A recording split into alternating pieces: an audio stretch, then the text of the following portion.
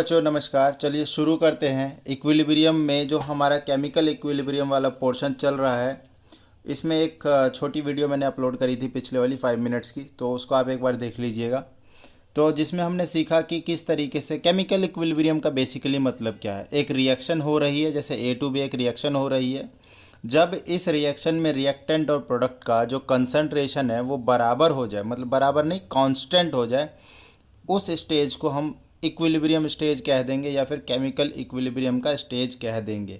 जो ये वाली जो चीज़ मैंने दिखा रखी है यहाँ पर, ये चीज़ आप देखिए, इसको थोड़ा सा मैं रिकैप दे रहा हूँ। यहाँ पर ए से बी और बी से ए सेम रेट से रिएक्शन अगर होने लग जाए, इसका मतलब concentration of change in concentration of A is zero आएगा यहाँ पर, और change in concentration of B दोनों ज़ीरो आएगा। मतलब कंसंट्रेशन ऑफ ए कांस्टेंट और कंसंट्रेशन ऑफ बी भी कांस्टेंट। ग्राफिकली देखा जाए तो ये तीन तरीके से हो सकती है। या तो देखो कोई भी रिएक्शन हो रही है, देखो कोई भी रिएक्शन अगर हमारी ए टू बी हो रही है, हो सकता है कि ए कम होते होते होते होते थोड़ी देर के बाद ये कांस्टेंट हो जाए, और बी बढ़ते बढ़ते बढ़ते बढ़ते थोड़ी देर के बाद कांस्टेंट हो जाए। तो ये तीन तीन चीज़ें हो सकती है। या तो जो कंसंट्रेशन ऑफ ए फाइनल जब कांस्टेंट होने के बाद की बात है, ये ज़्यादा रहे, बी का कंसंट्रेशन कम रहे। कंसंट्रेशन को आप हमेशा स्क्वायर ब्रैकेट में बनाओगे।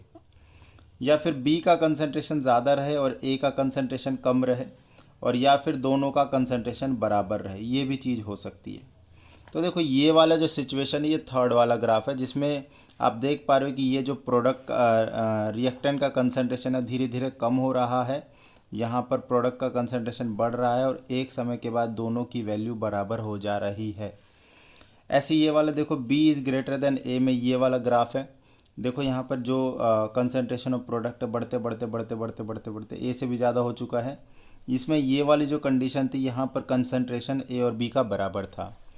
इसमें देखो ये बी की कंसंट्रेशन यहाँ जाने के बाद कांस्टेंट हुई है, और ए का कंसंट्रेशन इतना घट जाने के बाद कांस्टेंट हुई है। दैट मीन्स बी का कंसंट्रेशन एट इक्विलिब्रियम की बात कर रहे हैं, ज़्यादा रहेगा, ए का कम रहेगा। और ये वाले में देखिए कंसंट्रेशन ऑफ ए घटा और थोड़ी देर के बाद कांस्टेंट हो गया, कंसंट्रेशन बी बढ़ा, थोड़ी देर के बाद कांस्टेंट हो गया। ठीक है, और आप देख पा रहे हो कि जो ए का कंसंट्रेशन है वो ज़्यादा है और बी का कंसंट्रेशन कम है। ये तीन तरीके से ग्राफिकली हम इसको समझा सकते हैं। ठीक है, इक्विलिब्रियम पे क्या होता है, concentration of reactant product remain constant. दूसरी चीज़, जो रेट ऑफ फॉरवर्ड रिएक्शन है और रेट ऑफ बैकवर्ड रिएक्शन है, ये बराबर होता है। ठीक है, इतनी बातें हमने इस चैप्टर में अभी तक कर लिया है। होपफुली आपको चैप्टर समझ में आ रहा है और आपको चीज़ें अच्छी लग रही है।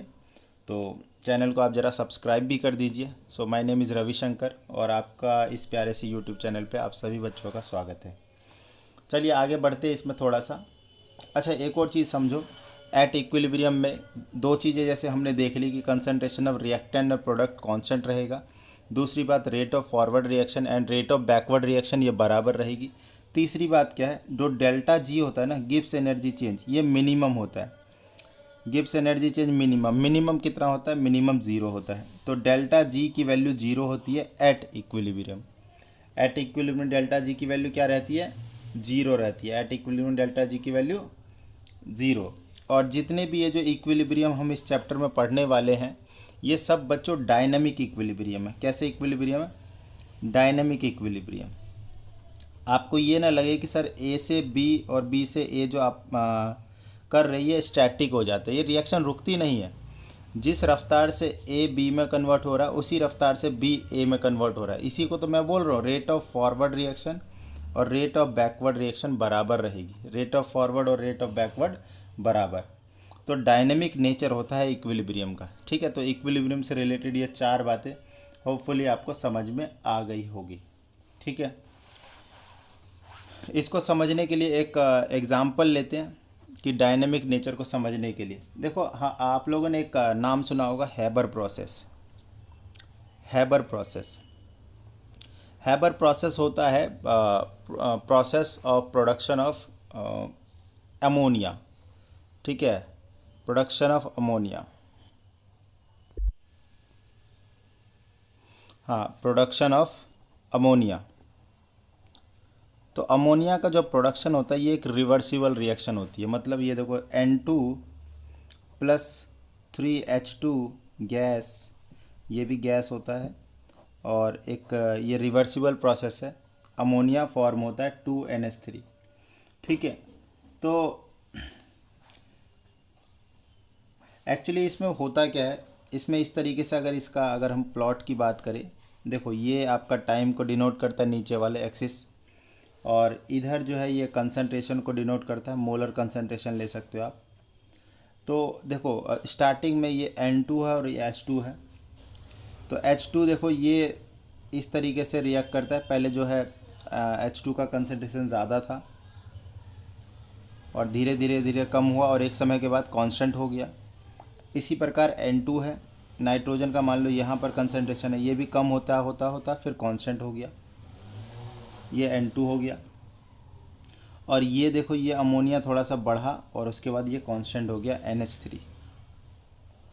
ठीक है, ये दोनों जो है ये रिएक्टेंट है, ये रिएक्टेंट है, ये भी आपका रिएक्टेंट है, और ये जो है आपका प्रोडक्ट है। इससे आपको क्या सीख मिलती है कि ठीक है, आपको एक तो ग्राफ के बारे में पता चल रहा है कि हाँ अमोनिया का जो प्रोडक्शन है वो किस तरीके का ग्राफ शो करता है। ठीक है, बाकी वही चार बातें जो कंसंट्रेशन ऑफ रिएक्टेंट, प्रोडक्ट और सबका कंसंट्रेशन कांस्टेंट होता है। H2 का कंसंट्रेशन एट इक्विलिब्रियम बात कर रहे हैं, at equilibrium concentration of H2 constant, concentration of N2 ये भी कांस्टेंट, और कंसंट्रेशन ऑफ अमोनिया ये भी क्या है, कांस्टेंट। और ये क्यों हो पा रहा है दूसरा, क्योंकि जिस रेट से ये आगे बढ़ रही है, ये रिएक्शन फॉरवर्ड हो रही है, उसी रेट से ये रिएक्शन पीछे भी जा रही है, बैकवर्ड रिएक्शन। मतलब रेट ऑफ फॉरवर्ड रिएक्शन बराबर rate of backward reaction.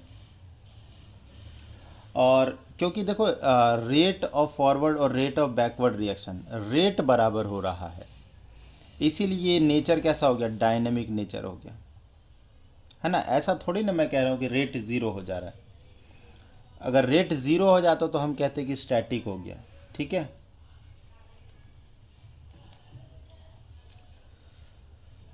Then अब आगे बढ़ते हैं चीज़ों में। अब हम बात करते हैं इक्विलिब्रियम कांस्टेंट के बारे में। इक्विलिब्रियम कांस्टेंट, यहाँ तक ये थियोरिटिकल चीज़ मैंने बताई अभी तक आपको। अब इक्विलिब्रियम कांस्टेंट के बारे में देखो, जैसे कोई भी एक रिएक्शन हो रहा है, ए से A+B गिव्स C+D। ठीक है, अब मैंने दो रिएक्टेंट ले लिए और दो प्रोडक्ट ले लिए। ठीक है, ये एक रिवर्सिबल रिएक्शन है। और रिवर्सिबल रिएक्शन तो इसका जो के इक्विलिब्रियम होता है, के इक्विलिब्रियम, देखो के इक्विलिब्रियम होता है रेट ऑफ फॉरवर्ड रिएक्शन और रेट ऑफ बैकवर्ड रिएक्शन, ठीक है, का रेशियो होता है। और ध्यान दो, जो फॉरवर्ड रिएक्शन का रेट होता है ये आपका है क्या, मतलब ये देखो, इसको मैं थोड़ा सा स्प्लिट करके लिखूँ तो आपके हिसाब से ये होना चाहिए A+B गिव्स C+D। अब इसका अगर रेट लिखेंगे तो एक रेट कांस्टेंट होता है, rate of forward reaction, rate constant of forward reaction, और कंसंट्रेशन ऑफ A और कंसंट्रेशन ऑफ B, इस तरीके से लिखा जाता है। और रेट ऑफ बैकवर्ड रिएक्शन की बात करेंगे तो ये रेट कांस्टेंट और ये कंसंट्रेशन ऑफ C अपॉन में कंसंट्रेशन ऑफ D। मतलब अगर ये तो इक्विलिब्रियम कांस्टेंट जब निकालने की कोशिश करोगे के इक्विलिब्रियम, तो के इक्विलिब्रियम में कंसंट्रेशन ऑफ प्रोडक्ट और कंसंट्रेशन ऑफ रिएक्टेंट। एक और चीज़ मैं ऐड करूँ यहाँ पर, अगर यहाँ पर कुछ ऐसा हो कि ये A, B, C, D इनके कुछ कॉफिशेंट्स वगैरह भी हो ना, तो क्या करना है आपको, कंसंट्रेशन ऑफ C की पावर ये कॉफिशेंट कर देना, कंसंट्रेशन ऑफ D की पावर ये कॉफिशेंट कर देना, और कंसंट्रेशन ऑफ A की पावर इसका कॉफिशेंट हो जाएगा, और इसी तरीके से कंसंट्रेशन ऑफ B की पावर इसका कॉफिशेंट हो जाएगा। ठीक है, अब एक चीज़ देखो बच्चों, यहाँ पे मैंने ना कंसंट्रेशन लिया हुआ है, तो इसीलिए ये जो के इक्विलिब्रियम है इसको अपन यहाँ पे क्या बोलेंगे, KC बोलेंगे। क्या बोलेंगे, KC। ये वापस मैं लिख देता हूँ यहाँ पर। चीज़ों को और बेहतरीन तरीके से समझने के लिए आप नोट्स ज़रूर बनाइए, और अगर आप नोट्स बनाते तो चीज़ें आपको बहुत बेहतरीन समझ में आएगा। अदरवाइज़ अगर आप सिंपल वीडियो को देखोगे तो आपको उतना अच्छे तरीके से हो सकता है कि समझ में ना आए।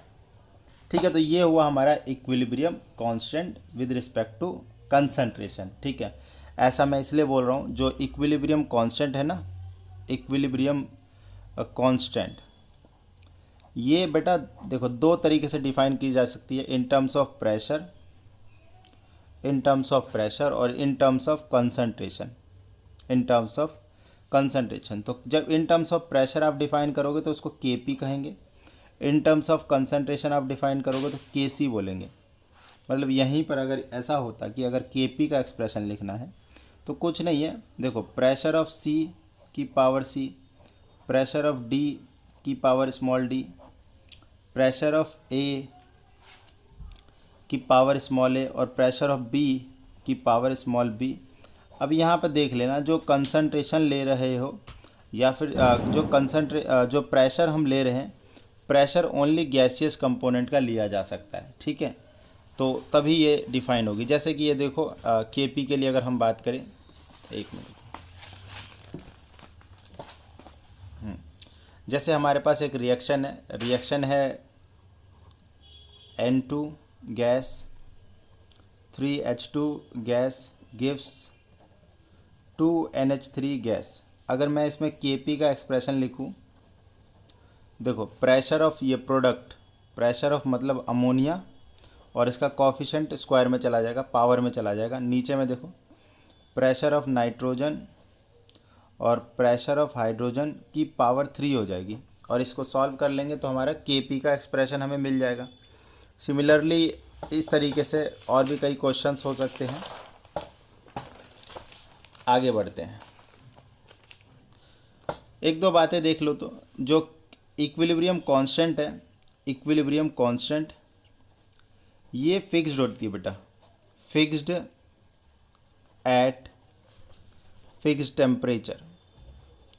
मतलब जब तक आप टेम्परेचर चेंज नहीं करोगे, इक्विलिब्रियम कांस्टेंट की जो वैल्यू वो फिक्स्ड रहती है ना। आप 25 डिग्री सेल्सियस पे अगर बात करो, तो अगर कोई रिएक्शन करवा रहे हो आप या फिर B प्लस ए गिव C प्लस डी, देखो आप चाहे 1 मोलर लेके स्टार्ट करो, चाहे आप 2 मोलर 1 मोलर लेके स्टार्ट करो, आप चाहे 1 मोलर 2 मोलर लेके स्टार्ट करो, आप किसी भी कॉम्बिनेशन में स्टार्ट करते हो ना, अगर टेम्परेचर कांस्टेंट है तो जो के इक्विलिब्रियम की जो वैल्यू आपकी आएगी वो फिक्स रहेगी। नो मैटर आप कंसंट्रेशन क्या ले रहे हो, उससे हमें कुछ फ़र्क नहीं पड़ता है। फ़र्क के इक्विलिब्रियम को किससे पड़ता है, ये ओनली डिपेंड ऑन टेम्परेचर। अगर आपने टेम्परेचर चेंज किया तो के इक्विलिब्रियम चेंज कर जाएगा, एल्स के इक्विलिब्रियम चेंज नहीं करेगा। ये चीज़ आप बड़े ध्यान रखना इस चीज़ को। ठीक है, तो ओनली डिपेंड ऑन टेम्परेचर। चलिए आगे बात करते हैं बच्चे, कैरेक्टरिस्टिक्स बात करते हैं, कैरेक्टरिस्टिक्स ऑफ इक्विलिब्रियम कांस्टेंट, के इक्विलिब्रियम। चलो एक एक करके बात करते हैं, 4 से 5 कैरेक्टरिस्टिक्स है टोटल, उसके बारे में बात करते हैं। पहला तो यही हो गया, only depend on temperature, only depend on temperature. ठीक है, only depend on temperature and does not depend on concentration, है ना, and does not depend on concentration. ठीक है, सिर्फ और सिर्फ टेम्परेचर पे डिपेंड करता है। यही चीज़ जो मैंने अभी बताई कि आप स्टार्टिंग में क्या ले रहे हो उससे कोई मतलब नहीं है। हाँ, लेकिन जो के इक्विलिब्रियम आएगा, इक्विलिब्रियम कांस्टेंट की वैल्यू ये फिक्स रहेगी, ये चेंज नहीं होती है। हाँ, टेम्परेचर चेंज करोगे तो चेंज हो जाएगा। अब दूसरा चीज़, मान लो A प्लस बी करके गिव C करके कोई रिएक्शन है।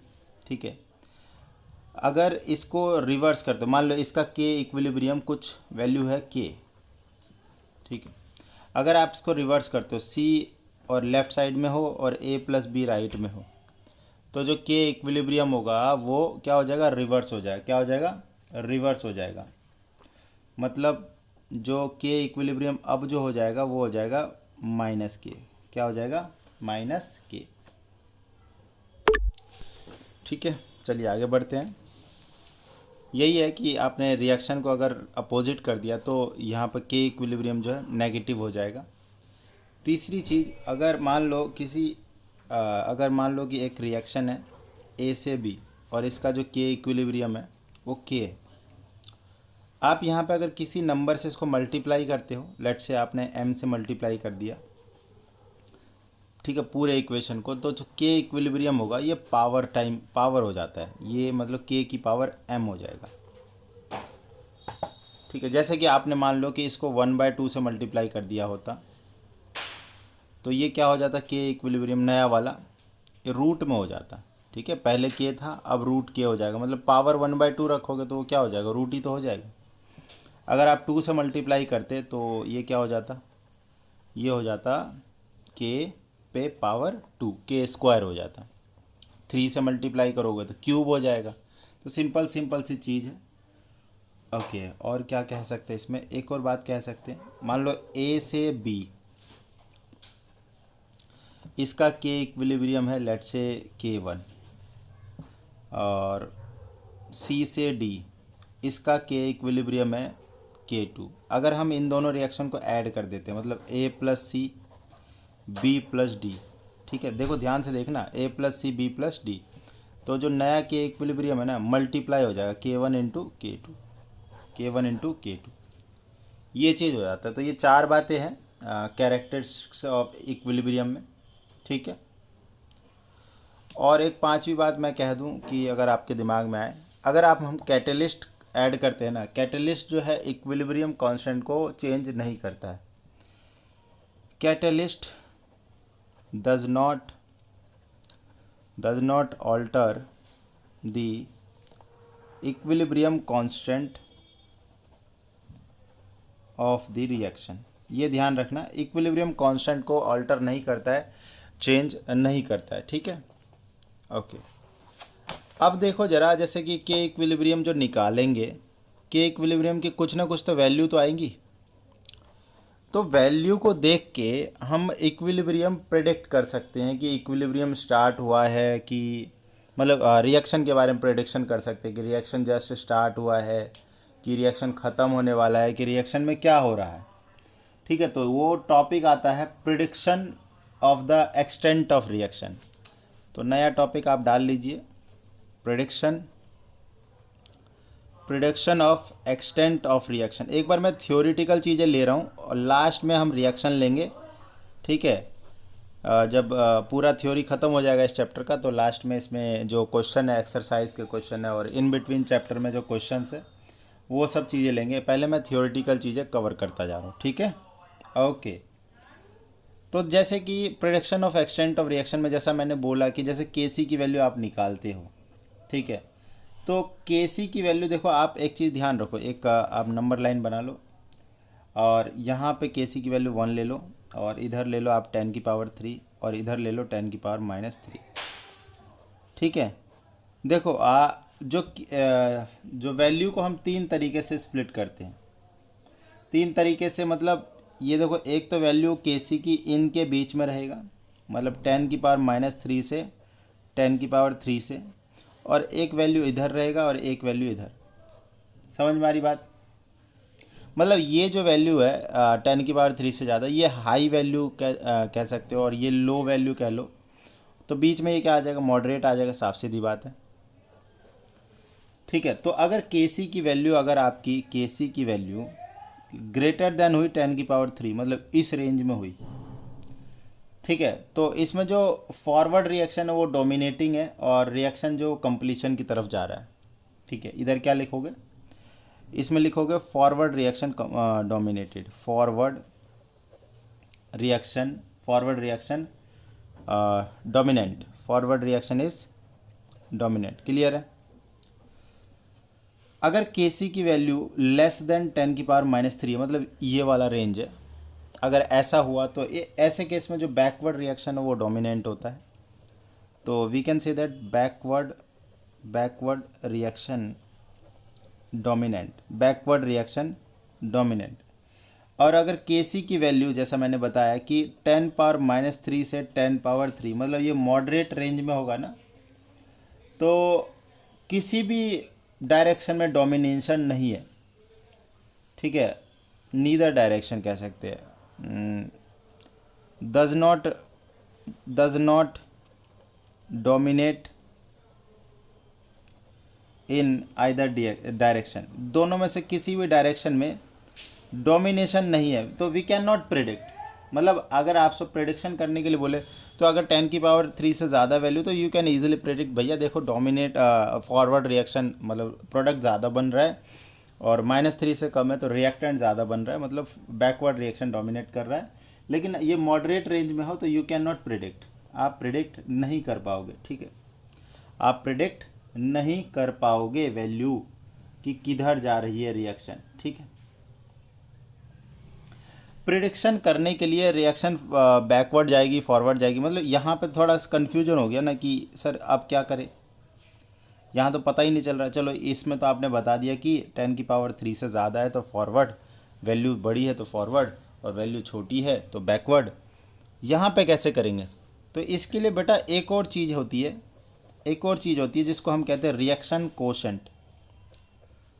मैं आप लोगों को एक चीज़ बता दूं कि अभी जो ये हम पढ़ रहे हैं केमिकल इक्विलिब्रियम पढ़ रहे हैं, जो इक्विलिब्रियम का जो चैप्टर है ना आपका, इक्विलिब्रियम का चैप्टर 3 कैटेगरी में है ना। एक है फेज़ इक्विलिब्रिया, दूसरा है केमिकल इक्विलिब्रिया, और तीसरा है आयोनिक इक्विलिब्रिया, जिधर पीएच वगैरह पढ़ेंगे। तो ये तो थियोरेटिकल है पूरी तरीके से, और 11वीं क्लास में ज़्यादा है भी नहीं, बड़ी क्लास में होती है ये सब चीज़ें। तो जो भी थियोरेटिकल चीज़ थी ये तो फर्स्ट वीडियो में मिल जाएगी आपको, वीडियो नंबर 1 में, उसको आप देख सकते हो। और जो केमिकल इक्विलिब्रियम है ये वीडियो नंबर 2 से स्टार्ट किया था, और ये इसका 3rd वीडियो रहेगा, ठीक है। तो आप प्लेलिस्ट चेक कर लीजिए, वहाँ पर आपको मिल जाएगा सारा, ठीक है। और अपने दोस्तों के साथ शेयर करो यार थोड़ा सा। ओके, रिएक्शन कोशेंट कि यहाँ पे ये जो प्रॉब्लम आ गई कि डोमिनेट किधर की तरफ हो रहा है, कैसे पता चलेगा। तो रिएक्शन कोशेंट हम QC निकालते हैं। अब देखो जैसे कि ना कोई एक रिएक्शन हो रही है A से B गिव C+D, हमें पता नहीं है कि रिएक्शन इक्विलिब्रियम पे पहुंची है कि नहीं पहुंची है। हमें चेक करना है कि यार इक्विलिब्रियम किधर की तरफ रिएक्शन डोमिनेट कर रही है, फॉरवर्ड रिएक्शन डोमिनेट कर रही है कि बैकवर्ड रिएक्शन डोमिनेट कर रही है। तो QC रिएक्शन कोशेंट होता है ना, ये रिएक्शन कोशेंट होता है जो कि इक्विलिब्रियम स्टेज के अलावा किसी दूसरे स्टेट पर निकाला जाता है। यहाँ पे लिख देता हूँ, देखो QC calculated for the reaction for the equilibrium reaction, ठीक है, for the equilibrium reaction same as KC। जैसे KC कैलकुलेट करते हैं वैसे ही QC कैलकुलेट करते हैं। मतलब जैसे इसमें अगर मैं वो सब लगा दूं कि कोफिशिएंट, लेट से यहाँ पर लगा देता हूँ PQRS, तो जब QC निकालेंगे तब भी वही करेंगे। जैसे प्रोडक्ट में C है तो C की पावर इसका कोफिशिएंट R चला जाएगा, D की पावर इसका कोफिशिएंट S चला जाएगा, A इसका power P and B to the power Q। तो QC भी आप कैलकुलेट कर लोगे। अब देखो यहाँ पे बहुत आसान हो जाता है। अगर QC की वैल्यू देखो किसी भी पर्टिकुलर इक्विलिब्रियम रिएक्शन के लिए वैल्यू तो फिक्स्ड होती है, इक्विलिब्रियम कांस्टेंट अभी मैंने थोड़ी देर पहले बताया था, वो वैल्यू चेंज नहीं होती है। तो जैसे वो तो फिक्स्ड होती है तो हमें वो पहले से ही नोन है। तो अगर ये जो QC की वैल्यू ग्रेटर आई है KC से, QC की वैल्यू KC से ज़्यादा आई है,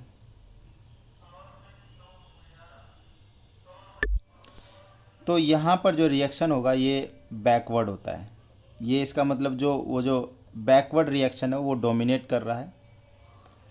और QC की वैल्यू अगर KC से बड़ी छोटी है, QC की वैल्यू KC से छोटी है, मतलब वो KC को रीच करना चाहता है, तो इसके लिए ये फॉरवर्ड रिएक्शन डोमिनेट करेगा, फॉरवर्ड रिएक्शन। अब मान लो आपने QC निकाला और KC के बराबर ही आ गया, तो उसका मतलब वो इक्विलिब्रियम पर ही है। रिएक्शन एट इक्विलिब्रियम ठीक है, तो ये आपको मैंने बताया, होपफुली आपको चीज़ें समझ में आ रही है, अच्छी लग रही है। वीडियो लंबी हो गई तो फ़िलहाल इस वीडियो में इतना ही। थैंक यू, धन्यवाद वेरी मच।